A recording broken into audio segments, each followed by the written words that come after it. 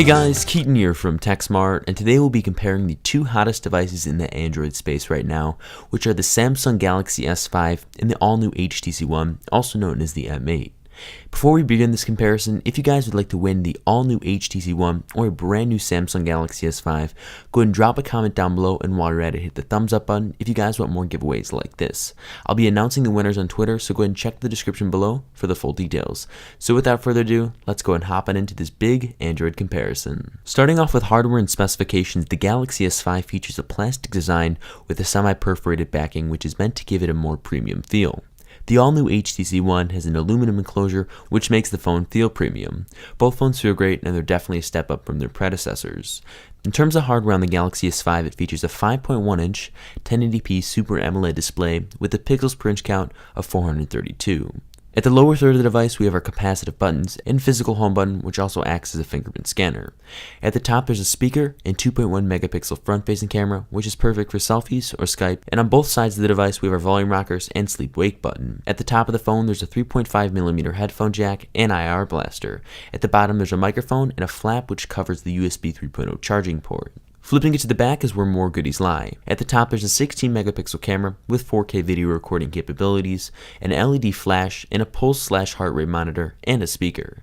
The Galaxy S5 is IP67 certified, which means it's completely dustproof and waterproof up to 1 meter and for 30 minutes. As for the all-new HTC One, it has a 5-inch 1080p Full HD display with a pixels per inch count of 441. At the top, there's a 5 megapixel front-facing camera and the top speaker, and towards the bottom of the phone, there's the bottom speaker. At the left of the device, there's volume rockers and a SIM card slot, and towards the right is a microSD card slot for expandable storage. At the top, there's an IR blaster and sleep-wake switch, and towards the bottom, there's a 3.5mm headphone jack and micro USB charging port. Moving to the back of the phone is where the majority of the features lie. At the top, we have the duo camera feature. Also, we have the 4 ultra-pixel camera and a dual LED flash. To finish out the remaining specifications, the all-new HTC One is a quad-core 2.3 GHz Snapdragon 801 chip, 2 GB of RAM, HTC Boom Sound, Android 4.4.2 with HTC Sense 6, the Adreno 330 GPU, 2600 mAh battery, NFC, LTE, and a micro SD card slot for expandable storage. As the Galaxy S5 features a quad-core Snapdragon 801 processor clocked in at 2.5 GHz, 2 GB of RAM, the Adreno 330 GPU, LTE, Android 4.4.2 with TouchWiz, a 2800 mAh battery, and a microSD card slot for expandable storage. Nonetheless, build quality is great on both phones, and whichever choice you choose, you won't be disappointed. For software, both phones feature Android 4.4.2 KitKat with their respective skins. Starting off with the HTC M8, it features Android 4.4.2 KitKat with HTC Sense 6. It features BlinkFeed 2.0 and is very snappy. It's not like we haven't seen BlinkFeed before, as it was shown on the original HTC One, but it appears to be a lot faster this year. In terms of appearance, the software looks a lot flatter, and this is really what I like about the user interface. It appears more seamless and just performs well. It works better and offers more features than ever before. HTC Zoe is also stellar because it allows you to share with others what you see and what you can capture with the duo camera feature. Gestures like double tapping on the home screen while the phone is sleeping will wake it up, and swiping from the left will go ahead and launch BlinkFeed. The gestures are not new concepts, but add a nice touch to the M8. Moving over to the Galaxy S5, Android 4.4.2 is embodied throughout. It's nothing new, but Samsung's TouchWiz skin adds some new features to it. Some of my favorite integrations besides the different camera modes and the customizability is the new design. The settings menu is revamped. Instead of a list that we've seen before, it's circular icons. Ultra power saving mode rocks too, because in a tight spot, battery life can be dramatically conserved. Android offers a different experience, but the customizability is what sells most and what has converted me to this platform. In terms of display, both look superb on each respective device. The Galaxy S5's 5.1-inch 1080p Super AMOLED display looks great.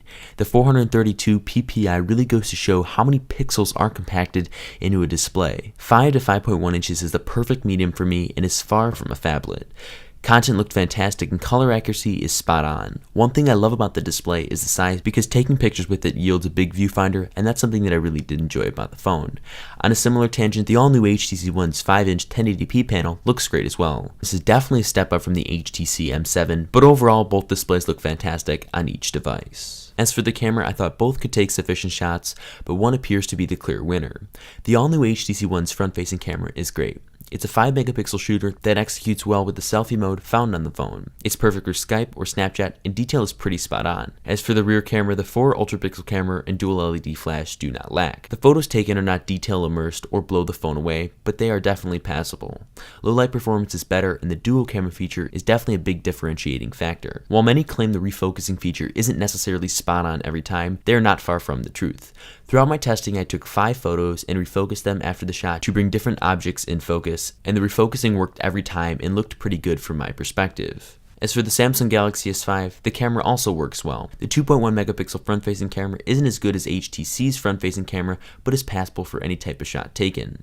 As for the rear 16 megapixel camera, I'd say it's better than the HTC M8's. Detail is there and the images are a lot more crisp.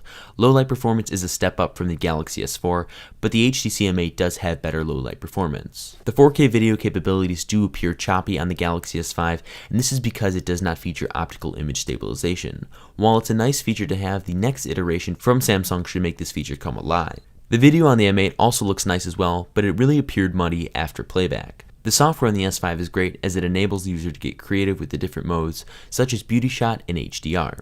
While it's fun to change filters, the quality was really stunning. The HTC M8 software with Sense 6 is great as well. I really enjoyed HTC Zoe, and the different modes like Pan 360 are worth sharing on social networks. At the end of the day, it's simple. While the all-new HTC One's camera is better than the original HTC One, it's not going to sell the phone. Photos are not as crisp as the Galaxy S5's, and often when taking pictures on the phone, it looked a lot better before hitting the shutter button. Needless to say, the clear winner here is Samsung, but after seeing HTC's camera, hopefully it can be improved on some of the lacking attributes that might sell a customer that is looking for a camera-heavy device.